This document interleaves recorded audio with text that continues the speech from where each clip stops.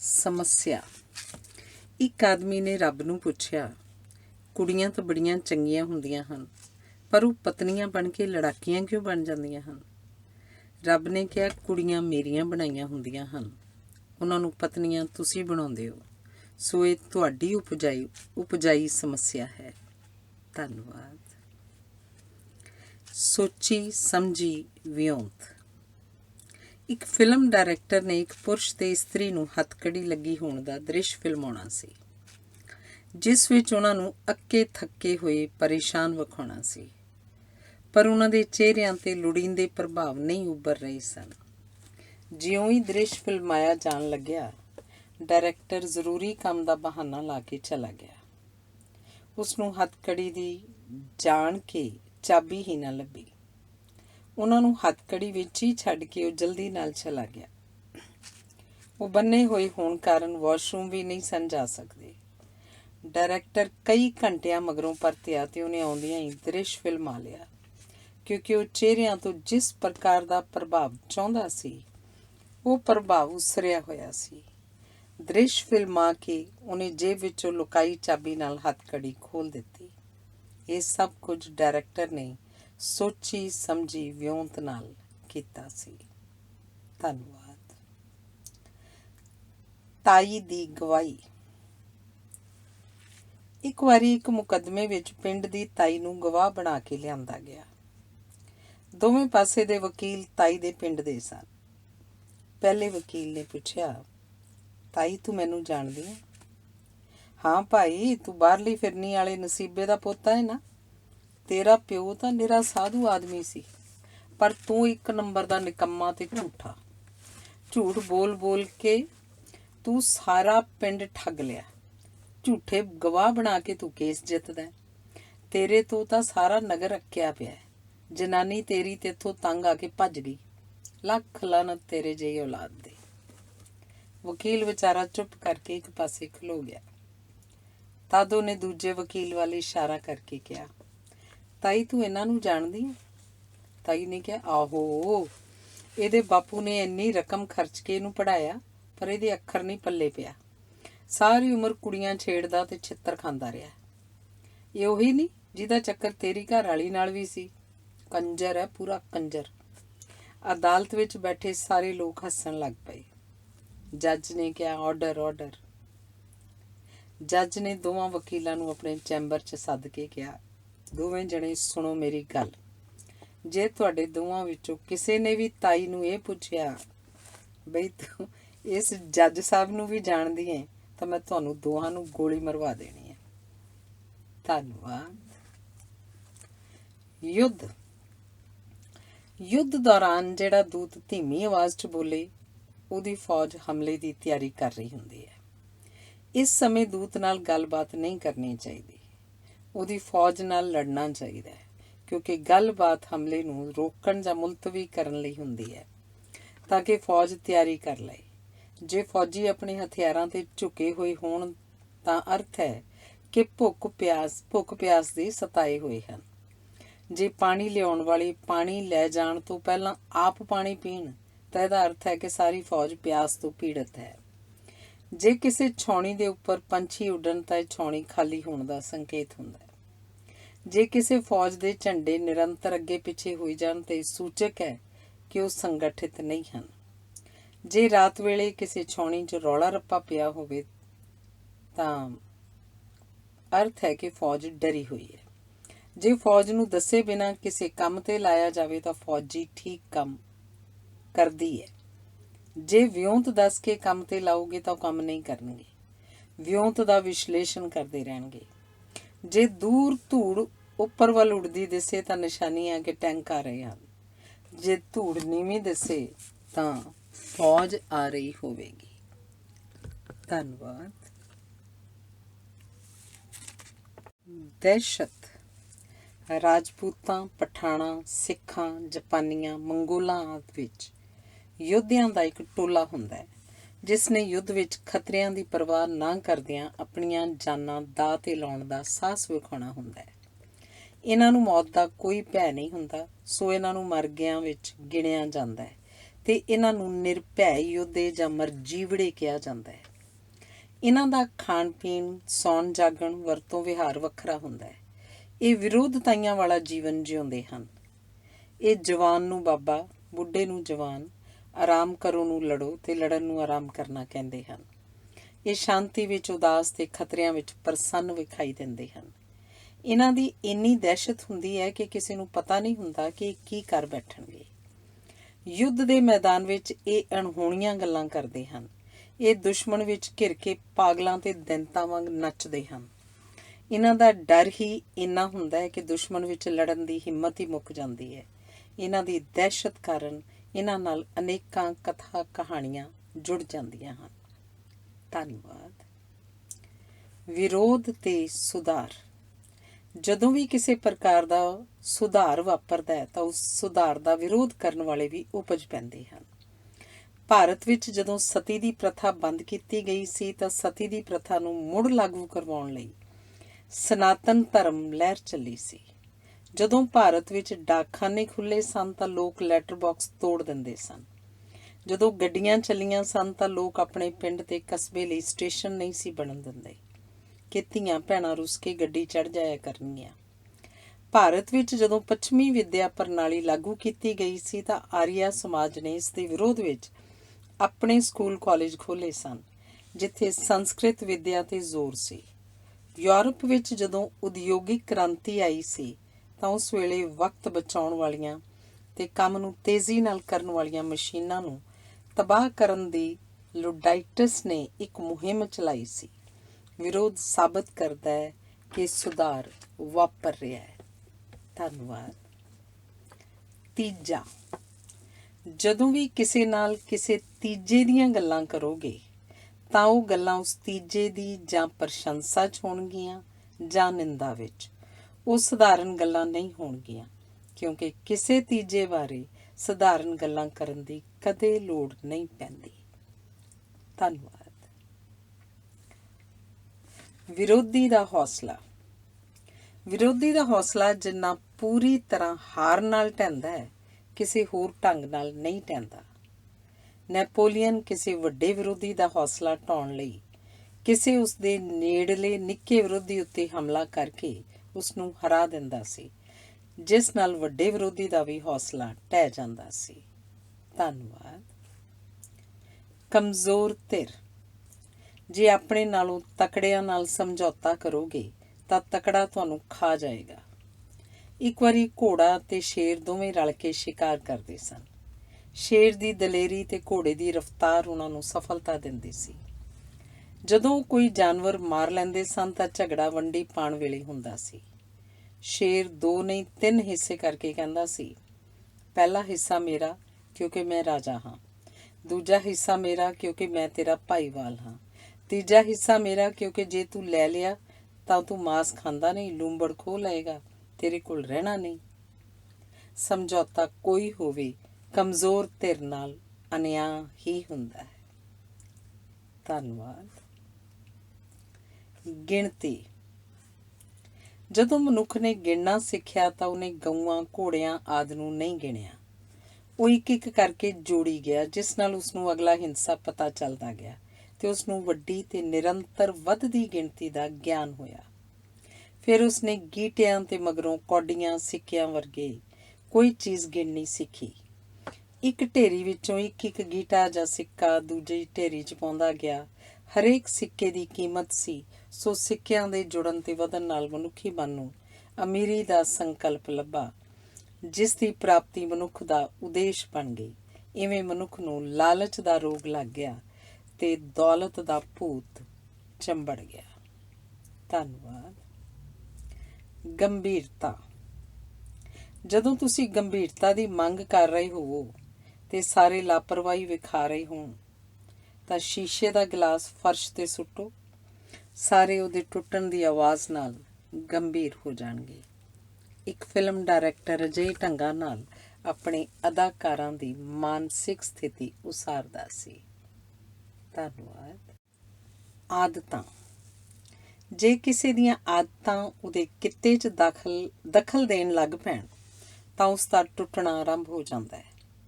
ਇੱਕ ਡਾਕਟਰ ਚੰਗਾ ਸੀ ਪਰ ਸ਼ਰਾਬ ਪੀਣ ਦੀ ਆਦਤ ਸੀ। ਸ਼ਰਾਬ ਪੀਣ ਦੇ ਬਾਵਜੂਦ ਉਹ ਡਾਕਟਰ ਵਜੋਂ ਸਫਲ ਤੇ ਮਾਹਰ ਸੀ। ਦਿਨ ਦੌਰਾਨ ਵੀ ਪੀਣ ਲੱਗ ਪਿਆ, ਹਸਪਤਾਲ ਵਿੱਚ ਵੀ ਪੀਣ ਲੱਗ ਪਿਆ। ਸ਼ਰਾਬ ਵੱਧਦੀ ਗਈ, ਮੁਹਾਰਤ ਘਟਦੀ ਗਈ ਤੇ ਉਹ ਪ੍ਰਸਿੱਧ ਡਾਕਟਰ ਸ਼ਰਾਬ ਪੀਣ ਕਾਰਨ ਬਦਨਾਮ ਤੇ ਬਰਬਾਦ ਹੋ ਗਿਆ। ਅਜਿਹਾ ਜੀਵਨ ਦੇ ਕਈ ਖੇਤਰਾਂ 'ਚ ਵਾਪਰਦਾ ਹੈ। ਵਿਕਾਸ ਤੇ ਵਿਨਾਸ਼ ਦੇ ਨੇਮ ਪ੍ਰਤੱਖ ਹਨ। ਧੰਨਵਾਦ। ਭਾਸ਼ਾ। ਲਖਨਊ ਰਹਿੰਦੇ ਇੱਕ ਵਿਅਕਤੀ ਨੇ ਇੱਕ ਤੋਤਾ ਪਾਲਿਆ ਹੋਇਆ ਸੀ, ਜਿਹੜਾ ਸਵੇਰੇ ਮਾਲਕ ਨੂੰ ਜਗਾਉਣ ਲਈ ਕਿਹਾ ਕਰਦਾ ਸੀ, ਹਜ਼ੂਰ ਜਾਗੀਏ, ਆਪਨੇ ਕੰਮ ਪਰ ਜਾਣਾ ਹੈ। ਮਾਲਕ ਦੀ ਪੰਜਾਬ 'ਚ ਬਦਲੀ ਹੋ ਗਈ। ਤੋਤੇ ਨੇ ਵੀ ਪੰਜਾਬੀ ਸਿੱਖ ਲਈ ਤੇ ਪੂਰਾ ਪੰਜਾਬੀ ਬਣ ਕੇ ਰਹਿਣ ਲੱਗ ਪਿਆ। ਉੱਠੋ ਏ ਕੰਜਰਾ, ਅੱਜ ਕੰਮ ਤੇ ਤੇਰਾ ਪਿਓ ਜਾਊਗਾ। ਧੰਨਵਾਦ। ਕੋਝ ਤੇ ਸੁੰਦਰਤਾ। ਸੋਹਣੀ ਇਸਤਰੀ ਦਾ ਜੁਰਮ ਗਲਤੀ ਹੀ ਲੱਗਦਾ ਹੈ ਤੇ ਕੋਝੀ ਇਸਤਰੀ ਦੀ ਗਲਤੀ ਵੀ ਜੁਰਮ ਲੱਗਦੀ ਹੈ। ਆਪਣੇ ਪਤੀ ਨੂੰ ਮਾਰਨ ਦੇ ਜੁਰਮ ਵਿੱਚ ਕੁਝ ਲੋਕਾਂ ਨੂੰ ਸਜ਼ਾ ਦੇ ਸਬੰਧ ਵਿੱਚ ਰਾਏ ਦੇਣ ਲਈ ਕਿਹਾ ਗਿਆ। ਕੁਝ ਨੂੰ ਜੁਰਮ ਕਰਨ ਵਾਲੀ ਸੋਹਣੀ ਇਸਤਰੀ ਤੇ ਬਾਕੀਆਂ ਨੂੰ ਕੋਝੀ ਇਸਤਰੀ ਦੀ ਫੋਟੋ ਭੇਜੀ ਗਈ। ਸੋਹਣੀ ਇਸਤਰੀ ਦੀ ਫੋਟੋ ਵੇਖਣ ਵਾਲਿਆਂ ਪੁਰਸ਼ਾਂ ਨੇ ਸਬੂਤ ਔਰਤ ਦੇ ਵਿਰੁੱਧ ਹੋਣ ਦੇ ਬਾਵਜੂਦ ਉਹਨੂੰ ਦੋਸ਼ੀ ਨਾ ਦੱਸਿਆ, ਜਦੋਂ ਕਿ ਕੋਝੀ ਇਸਤਰੀ ਵਾਲੀ ਫੋਟੋ ਵਾਲੇ ਪੁਰਸ਼ਾਂ ਨੇ ਉਸ ਨੂੰ ਸਖਤ ਸਜ਼ਾ ਦੇਣ ਦੀ ਸਿਫਾਰਿਸ਼ ਕੀਤੀ। ਸੋਹਣੀ ਇਸਤਰੀ ਵਾਲੇ ਪੁਰਸ਼ਾਂ ਦੀ ਰਾਏ ਸੀ ਕਿ ਇੰਨੀ ਸੋਹਣੀ ਇਸਤਰੀ ਜੇਲ੍ਹ ਨਹੀਂ ਜਾਣੀ ਚਾਹੀਦੀ। ਬਾਕੀਆਂ ਦੀ ਰਾਏ ਸੀ ਕਿ ਇੰਨੀ ਕੋਝੀ ਇਸਤਰੀ ਜੇਲ੍ਹ ਤੋਂ ਬਾਹਰ ਨਹੀਂ ਰਹਿਣੀ ਚਾਹੀਦੀ। ਭੇਦਭਾਵ ਕਰਨ ਦੇ ਅਨੇਕਾਂ ਆਧਾਰ ਹੁੰਦੇ ਹਨ। ਧੰਨਵਾਦ। ਸ਼ਿਕਾਇਤ। ਸ਼ੇਰ ਬਿਮਾਰ ਸੀ। ਸਾਰੇ ਜੀਵ ਹਾਲ ਚਾਲ ਪੁੱਛਣ ਆਏ। ਲੂੰਬੜ ਨਾ ਆਇਆ। ਬਘਿਆੜ ਨੇ ਲੂੰਬੜ ਨਾਲ ਆਪਣੀ ਪੁਰਾਣੀ ਰੜਕ ਕੱਢਣ ਲਈ ਸ਼ੇਰ ਨੂੰ ਦੱਸਿਆ, ਲੂੰਬੜ ਤੁਹਾਡਾ ਸਤਿਕਾਰ ਨਹੀਂ ਕਰਦਾ।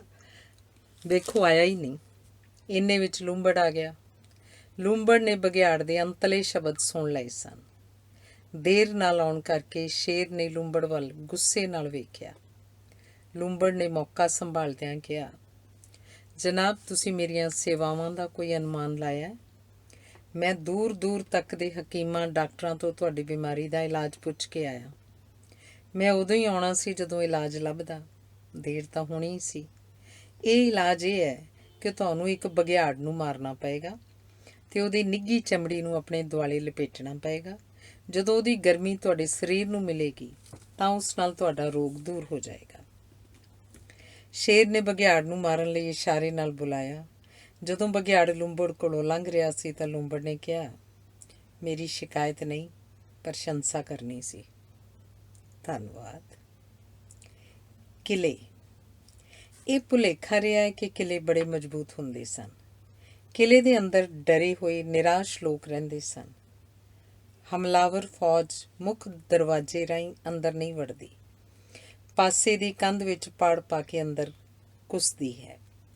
ਮੁੱਖ ਦੁਆਰ ਰਾਹੀਂ ਤਾਂ ਹੀ ਵੜਿਆ ਜਾਂਦਾ ਹੈ ਜੇ ਕਿਲ੍ਹਾ ਆਪਣੇ ਕਬਜ਼ੇ 'ਚ ਹੋਵੇ। ਕਿਲੇ ਨੂੰ ਘੇਰਾ ਪਾਉਣ ਵਾਲੇ ਬਾਹਰਲੇ ਇੱਧਰ ਉੱਧਰ ਜਾ ਸਕਦੇ ਹਨ, ਅੰਦਰਲੇ ਆ ਜਾ ਨਹੀਂ ਸਕਦੇ। ਅੰਦਰ ਗੰਦਗੀ ਫੈਲਣ ਕਰਕੇ ਬਿਮਾਰੀ ਫੈਲ ਜਾਂਦੀ ਹੈ। ਬਾਹਰੋਂ ਅੰਦਰ ਨਾ ਜਾ ਸਕਣਾ ਓਨਾ ਪਰੇਸ਼ਾਨ ਨਹੀਂ ਕਰਦਾ ਜਿੰਨਾ ਕਿਸੇ ਤੰਗ ਥਾਂ ਵਿੱਚ ਅੰਦਰ ਬੰਦ ਹੋ ਜਾਣਾ ਕਰਦਾ ਹੈ। ਇਹਨਾਂ ਕਾਰਨਾਂ ਕਰਕੇ ਕਿਲਿਆਂ ਦਾ ਮਹੱਤਵ ਜਾਂਦਾ ਰਿਹਾ ਤੇ ਤੋਪਾਂ ਨੇ ਕਿਲਿਆਂ ਦਾ ਭੋਗ ਹੀ ਪਾ ਦਿੱਤਾ। ਮੁਸਕਰਾਹਟ ਵਾਲਾ ਲੂੰਬੜ। ਹਕੂਮਤ ਦੇ ਉੱਪਰਲੇ ਮੰਡਲਾਂ ਵਿੱਚ ਸਭ ਕੁਝ ਵਿਉਂਤ ਬਣਾ ਕੇ ਕੀਤਾ ਜਾਂਦਾ ਹੈ। 1940 ਵਿੱਚ ਰੂਜ਼ਵੈਲਟ ਅਮਰੀਕਾ ਦਾ 2 ਵਾਰੀ ਰਾਸ਼ਟਰਪਤੀ ਬਣ ਚੁੱਕਿਆ ਸੀ। ਤੀਜੀ ਵਾਰ ਚੁਣੇ ਜਾਣ ਦਾ ਵਿਧਾਨ ਨਹੀਂ ਸੀ। ਯੂਰਪ ਵਿੱਚ ਦੂਜਾ ਵਿਸ਼ਵ ਯੁੱਧ ਚੱਲ ਰਿਹਾ ਸੀ। ਅਮਰੀਕਾ ਅਜੇ ਯੁੱਧ ਵਿੱਚ ਸ਼ਾਮਲ ਨਹੀਂ ਸੀ ਹੋਇਆ, ਪਰ ਸ਼ਾਮਲ ਹੋਣ ਦੀ ਤਿਆਰੀ ਹੋ ਰਹੀ ਸੀ। ਰੂਜ਼ਵੈਲਟ ਦੀ ਪਾਰਟੀ ਉਮੀਦਵਾਰ ਲੱਭ ਰਹੀ ਸੀ। ਉਸ ਵੇਲੇ ਰੂਜ਼ਵੈਲਟ ਨੇ ਐਲਾਨ ਕੀਤਾ ਕਿ ਉਹ ਚੋਣ ਨਹੀਂ ਲੜੇਗਾ, ਪਰ ਅੰਦਰੋਂ ਉਹ ਲੜਨਾ ਚਾਹੁੰਦਾ ਸੀ। ਉਹਨੇ ਕਈਆਂ ਨੂੰ ਹੱਲਾਸ਼ੇਰੀ ਦੇ ਕੇ ਉਮੀਦਵਾਰ ਬਣਵਾ ਦਿੱਤਾ। ਜਿਸ ਦਿਨ 3 ਰੋਜ਼ਾ ਕਾਨਫਰੰਸ ਵਿੱਚ ਉਮੀਦਵਾਰ ਦਾ ਫੈਸਲਾ ਹੋਣਾ ਸੀ, ਅਨੇਕਾਂ ਉਮੀਦਵਾਰਾਂ ਕਾਰਨ ਫੈਸਲਾ ਹੀ ਨਾ ਹੋ ਸਕਿਆ। ਰੂਜ਼ਵੈਲਟ ਨੇ ਇੱਕ ਉਮੀਦਵਾਰ ਤੋਂ ਆਪਣੀਆਂ ਪ੍ਰਾਪਤੀਆਂ ਦੀ ਪ੍ਰਸ਼ੰਸਾ ਵੀ ਕਰਵਾ ਦਿੱਤੀ। ਦੂਜੇ ਦਿਨ ਮੰਗ ਉੱਠੀ ਕਿ ਰੂਜ਼ਵੈਲਟ ਨੂੰ ਲਿਆਓ। ਰੂਜ਼ਵੈਲਟ ਹਾਜ਼ਰ ਨਹੀਂ ਸੀ। ਅਖੀਰਲੇ ਦਿਨ ਹਾਜ਼ਰ ਹੋਇਆ। ਪਾਰਟੀ ਨੇ ਐਲਾਨ ਕੀਤਾ ਕਿ ਰੂਜ਼ਵੈਲਟ ਸਾਡਾ ਉਮੀਦਵਾਰ ਹੈ। ਇਵੇਂ ਰੂਜ਼ਵੈਲਟ ਉਮੀਦਵਾਰ ਬਣਿਆ ਤੇ ਜਿੱਤਿਆ। ਯੁੱਧ ਅਜੇ ਚੱਲ ਰਿਹਾ ਸੀ। ਅਗਲੀ ਵਾਰੀ ਵੀ ਜਿੱਤਿਆ। ਸਭ ਕੁਝ ਸੁਭਾਵਿਕ ਦਿਖਾਈ ਦੇ ਰਿਹਾ ਸੀ, ਪਰ ਹਰ ਪੱਖ ਸਿਆਣਪ ਨਾਲ ਵਿਉਂਤਿਆ ਗਿਆ ਸੀ। ਇਸੇ ਕਰਕੇ ਰੂਜ਼ਵੈਲਟ ਨੂੰ ਮੁਸਕਰਾਹਟ ਵਾਲਾ ਲੂੰਬੜ ਕਿਹਾ ਜਾਂਦਾ ਰਿਹਾ ਹੈ। ਧੰਨਵਾਦ। ਰਿਸ਼ਤਾ। ਪਤੀ ਪਤਨੀ ਵੱਖ ਰਹਿ ਰਹੇ ਸਨ। ਇੱਕ ਸਾਂਝੇ ਸ਼ੁਭ ਚਿੰਤਕ ਦੇ ਯਤਨਾਂ ਨਾਲ ਦੋਵੇਂ ਇੱਕ ਹੋਟਲ ਵਿੱਚ ਮਿਲੇ। ਪਤੀ ਨੇ ਕੁਝ ਕਿਹਾ ਜਿਸ ਨੂੰ ਪਤਨੀ ਨੇ ਅਪਮਾਨ ਸਮਝਿਆ ਤੇ ਉੱਠ ਕੇ ਜਾਣ ਲੱਗੀ। ਪਤੀ ਨੂੰ ਪਤਾ ਸੀ ਕਿ ਇਹ ਗੱਲਬਾਤ ਟੁੱਟਣ ਉਪਰੰਤ ਉਹ ਕਦੇ ਨਹੀਂ ਆਏਗੀ। ਪਤਨੀ ਖਲੋਤੀ ਸੀ। ਪਤੀ ਨੇ ਕਿਹਾ, ਕੁਝ ਚੰਗਾ ਵੀ ਕਹਿ। ਇਹੋ ਜਿਹਾ ਵਾਕ ਪਤੀ ਨੇ ਪਹਿਲੀ ਵਾਰ ਬੋਲਿਆ ਸੀ। ਪਤੀ ਪਤਨੀ ਦਾ ਪ੍ਰਤੀਕਰਮ ਉਡੀਕ ਰਿਹਾ ਸੀ। ਜਦੋਂ ਪਤੀ ਕੁਝ ਨਾ ਬੋਲੀ ਤਾਂ ਪਤੀ ਨੇ ਕਿਹਾ, ਮੇਰੇ ਤੋਂ ਜ਼ਰੂਰ ਕਈ ਵਧੀਕੀਆਂ ਹੋਈਆਂ ਹੋਣਗੀਆਂ। ਹੁਣ ਤੂੰ ਮੈਨੂੰ ਚੰਗਾ ਇਨਸਾਨ, ਚੰਗਾ ਪਤੀ ਤੇ ਚੰਗਾ ਪਿਤਾ ਬਣਨ ਵਿੱਚ ਮਦਦ ਕਰ। ਨਿਰਸੰਦੇਹ ਗਲਤਫਹਿਮੀਆਂ ਦੂਰ ਕਰਨ ਵਾਲੀ ਤੇ ਆਪਣਾ ਦੋਸ਼ ਸਵੀਕਾਰਨ ਵਾਲੀ ਤੇ ਜ਼ਿੱਦ ਨੂੰ ਤਿਆਗਣ ਵਾਲੀ ਗੱਲਬਾਤ ਸੀ। ਜਾਣ ਲਈ ਤਿਆਰ ਖਲੋਤੀ ਪਤਨੀ ਬਹਿ ਗਈ। ਧੰਨਵਾਦ। ਸਿਆਣਪ। ਇਸਤਰੀ ਪੁਰਸ਼ ਨੂੰ ਕਹਿੰਦੀ ਨਹੀਂ ਕਿ ਮੈਂ ਤੈਨੂੰ ਪਿਆਰ ਕਰਦੀ ਹਾਂ, ਕਿਉਂਕਿ ਇਸਤਰੀ ਚਾਹੁੰਦੀ ਹੈ ਕਿ ਪੁਰਸ਼ ਇੰਨਾ ਸਿਆਣਾ ਜ਼ਰੂਰ ਹੋਣਾ ਚਾਹੀਦਾ ਹੈ ਕਿ ਉਹ ਆਪੇ ਸਮਝ ਜਾਵੇ। ਧੰਨਵਾਦ। ਪੰਜਾਬੀ। ਅਸੀਂ ਪੰਜਾਬੀ ਭਾਵੇਂ ਕਿੰਨੇ ਵੀ ਗਾਂਧੀ ਵਿਰੋਧੀ ਹੋਈਏ, ਪਰ ਗਾਂਧੀ ਤੋਂ ਬਿਨਾਂ ਭਾਰਤ ਦੀ ਸੁਤੰਤਰਤਾ ਕਿਆਸੀ ਨਹੀਂ ਜਾ ਸਕਦੀ। ਅਸੀਂ ਅਕਸਰ ਈਰਖਾਵਸ ਗਾਂਧੀ ਨੂੰ ਛੁਟਿਆਉਂਦੇ ਰਹਿੰਦੇ ਹਾਂ, ਕਿਉਂਕਿ ਆਜ਼ਾਦੀ ਨਾਲ ਪੰਜਾਬ ਦਾ ਬਟਵਾਰਾ ਹੋਇਆ। ਜਦੋਂ ਦੇਸ਼ ਜਸ਼ਨ ਮਨਾ ਰਿਹਾ ਸੀ, ਉਸ ਸਮੇਂ ਪੰਜਾਬ ਵਿੱਚ ਕੱਟ ਵੱਢ ਹੋ ਰਹੀ ਸੀ। ਨਿਰਸੰਦੇਹ ਪ੍ਰਸੰਨਤਾ ਨਾਲੋਂ ਦੁਖਾਂਤ ਵੱਡਾ ਸੀ। ਸੋ ਅਸੀਂ ਗਾਂਧੀ ਦੀ ਕਦੇ ਪ੍ਰਸ਼ੰਸਾ ਨਹੀਂ ਕੀਤੀ, ਗਾਂਧੀ ਨੂੰ ਵਡਿਆਇਆ ਨਹੀਂ, ਅਪਣਾਇਆ ਨਹੀਂ। ਇਸੇ ਕਾਰਨ ਅਸੀਂ ਸੁਤੰਤਰਤਾ ਦਿਵਸ ਮਨਾਉਣ ਵਾਲੇ ਕਿਸੇ ਸਮਾਗਮ 'ਚ ਅਕਸਰ ਸ਼ਾਮਲ ਨਹੀਂ ਹੁੰਦੇ। ਛੁੱਟੀ ਹੋ ਜਾਂਦੀ ਹੈ, ਪਰ ਅਸੀਂ ਜਸ਼ਨ ਨਹੀਂ ਮਨਾਉਂਦੇ। ਅਸੀਂ ਇਹ ਵੀ ਕਹਿੰਦੇ ਹਾਂ ਕਿ ਸੁਤੰਤਰਤਾ ਸੰਗਰਾਮ ਵਿੱਚ ਸਭ ਤੋਂ ਵੱਧ ਕੁਰਬਾਨੀਆਂ ਪੰਜਾਬੀਆਂ ਨੇ ਕੀਤੀਆਂ। ਇਹ ਕੁਰਬਾਨੀਆਂ ਸਾਂਝੇ ਅੰਦੋਲਨ ਦਾ ਭਾਗ ਸਨ। ਸਾਡੀ ਸੋਚ ਵਿਸ਼ਾਲ ਨਹੀਂ। ਗਾਂਧੀ ਬਾਰੇ ਅਸੀਂ ਮੰਨ ਹੀ ਨਹੀਂ ਸਕਦੇ ਕਿ ਇੱਕ ਬਾਣੀਆ ਵੀ ਮਹਾਤਮਾ ਹੋ ਸਕਦਾ ਹੈ। ਸਾਨੂੰ ਗਾਂਧੀ ਨੂੰ ਸਮਝਣ ਵਿੱਚ, ਗਾਂਧੀ ਦੀਆਂ ਸਮਕਾਲੀ ਸਥਿਤੀਆਂ ਨੂੰ ਜਾਣਨ ਵਿੱਚ ਤੇ ਆਪਣੀ ਸੋਚ ਵਿਸ਼ਾਲ ਕਰਨ ਵਿੱਚ ਦੇਰ ਲੱਗੇਗੀ। ਧੰਨਵਾਦ। ਜੇਲ੍ਹ ਦੀ ਉਦਾਸੀ। ਜੇਲ੍ਹ ਵਿੱਚ ਉਦਾਸੀ ਦਾ ਇੱਕ ਕਾਰਨ ਛੋਟੇ ਬੱਚਿਆਂ ਨਾਲੋਂ ਨਾਤਾ ਟੁੱਟ ਜਾਣਾ ਹੁੰਦਾ ਹੈ। ਬੱਚੇ ਸਾਡੇ ਵਿਚਲਾ ਬਚਪਨ ਜਿਉਂਦਾ ਰੱਖਦੇ ਹਨ ਤੇ ਜੀਵਨ ਦੀ ਤਾਂਘ ਬੁਝਣ ਨਹੀਂ ਦਿੰਦੇ। ਜੇਲ੍ਹ ਵਿੱਚ ਮਹੀਨੇ ਗੁਜ਼ਰ ਜਾਂਦੇ ਹਨ, ਕੋਈ ਬੱਚਾ ਨਹੀਂ ਦਿਸਦਾ। ਸਾਲ ਗੁਜ਼ਰ ਜਾਂਦੇ ਹਨ, ਕਿਸੇ ਬੱਚੇ ਨੂੰ ਕੰਧਾੜੇ ਨਹੀਂ ਬਿਠਾਇਆ ਹੁੰਦਾ, ਉਸ ਨਾਲ ਗੱਲਾਂ ਨਹੀਂ ਕੀਤੀਆਂ ਹੁੰਦੀਆਂ। ਅਸਲੀ ਸਜ਼ਾ ਤਾਂ ਬੱਚਿਆਂ ਦੇ ਸੰਸਾਰ ਵਿੱਚੋਂ ਖਾਰਜ ਕੀਤੇ ਜਾਣ ਦੀ ਹੁੰਦੀ ਹੈ। ਇਵੇਂ ਹੋਣ ਨਾਲ ਜ਼ਿੰਦਗੀ ਉਦਾਸੀ ਜਾਂਦੀ ਹੈ। ਜਿਨ੍ਹਾਂ ਥਾਵਾਂ 'ਤੇ ਬੱਚੇ ਤੇ ਬੱਚਿਆਂ ਕਾਰਨ ਇਸਤਰੀਆਂ ਨਹੀਂ ਹੁੰਦੀਆਂ, ਉਹ ਥਾਵਾਂ ਬੜੀਆਂ ਰੁੱਖੀਆਂ ਤੇ ਭੁੱਖੀਆਂ ਹੁੰਦੀਆਂ ਹਨ। ਧੰਨਵਾਦ। ਲੋੜ ਤੇ ਲਗਨ। ਦੁਬਈ ਵਿੱਚ ਸੰਸਾਰ ਦਾ ਸਭ ਤੋਂ ਉੱਚਾ ਬੁਰਜ ਖਲੀਫਾ ਉਸਰ ਰਿਹਾ ਸੀ। ਕਈ ਠੇਕੇਦਾਰ ਕੰਮ ਕਰ ਰਹੇ ਸਨ। ਇੱਕ ਠੇਕੇਦਾਰ ਕੋਲ 15 ਬਲੋਚੀ ਮਜ਼ਦੂਰ ਸਨ।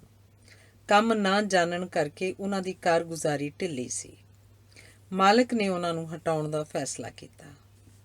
ਇੱਕ ਬਲੋਚੀ ਮਜ਼ਦੂਰ ਨੇ ਮਾਲਕ ਨੂੰ ਕਿਹਾ, ਸਾਨੂੰ ਹਟਾਓ ਨਾ, ਭਾਵੇਂ ਸਾਡੀ ਉਜਰਤ ਅੱਧੀ ਕਰ ਦਿਓ, ਪਰ ਸਾਨੂੰ ਹਟਾਓ ਨਾ। 15 ਦਿਨਾਂ ਵਿੱਚ ਜੇ ਸਾਡੇ ਕੰਮ ਤੋਂ ਤਸੱਲੀ ਨਾ ਹੋਈ ਤਾਂ ਹਟਾ ਦੇਣਾ। ਮਾਲਕ ਮੰਨ ਗਿਆ। ਉਹਨਾਂ ਦੀ ਉਜਰਤ 40 ਤੋਂ 20 ਦਿਰਾਮ ਕਰ ਦਿੱਤੀ ਗਈ।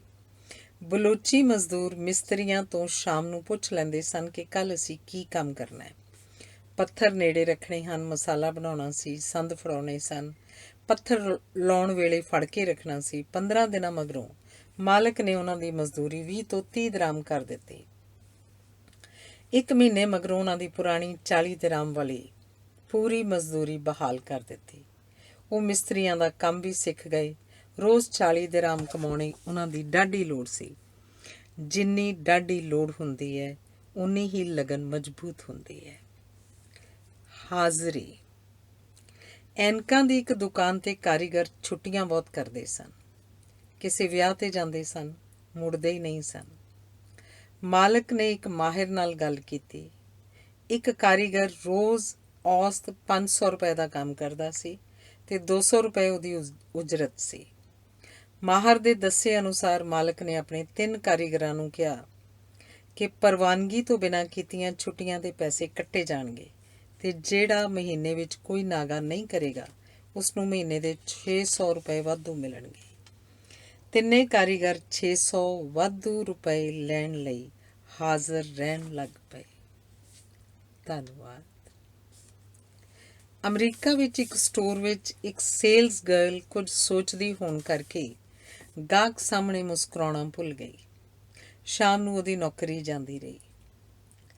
ਭਾਰਤ ਵਿੱਚ ਇੱਕ ਸੇਲਸ ਗਰਲ ਗਾਹਕ ਨੂੰ ਵੇਖ ਕੇ ਮੁਸਕਰਾਈ ਅਤੇ ਮਾਲਕ ਨੇ ਉਹਦੇ ਮੁਸਕਰਾਉਣ ਕਾਰਨ ਉਹਦੀ ਛੁੱਟੀ ਕਰ ਦਿੱਤੀ।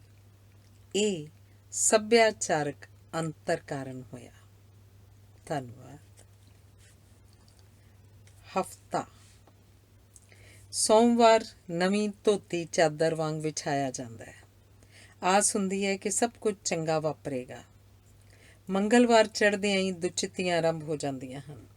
ਪਤਾ ਹੀ ਨਹੀਂ ਲੱਗਦਾ ਕਿ ਸਮੱਸਿਆਵਾਂ ਕਿਵੇਂ ਹੱਲ ਹੋਣਗੀਆਂ। ਬੁੱਧਵਾਰ ਗਿਆਨ ਹੋ ਜਾਂਦਾ ਕਿ ਕੁਝ ਵੀ ਸਿੱਧਾ ਅਤੇ ਸਰਲ ਨਹੀਂ ਹੈ। ਵੀਰਵਾਰ ਸੋਝੀ ਹੁੰਦੀ ਹੈ ਕਿ ਅੱਧਾ ਹਫ਼ਤਾ ਤਾਂ ਲੰਘ ਗਿਆ ਹੈ। ਰੁੱਖਾ ਸੁੱਖਾ, ਸੁੱਕਾ ਸੁੱਕਾ ਮੂੰਹ ਦਾ ਸਵਾਦ ਵਿਗੜਨ ਲੱਗ ਪੈਂਦਾ ਹੈ। ਸ਼ੁੱਕਰਵਾਰ ਇਸ ਪਛਤਾਵੇ ਨਾਲ ਆਉਂਦਾ ਹੈ ਕਿ ਇਹ ਹਫ਼ਤਾ ਵੀ ਪਿਛਲੇ ਹਫ਼ਤੇ ਵਰਗਾ ਹੀ ਸੀ।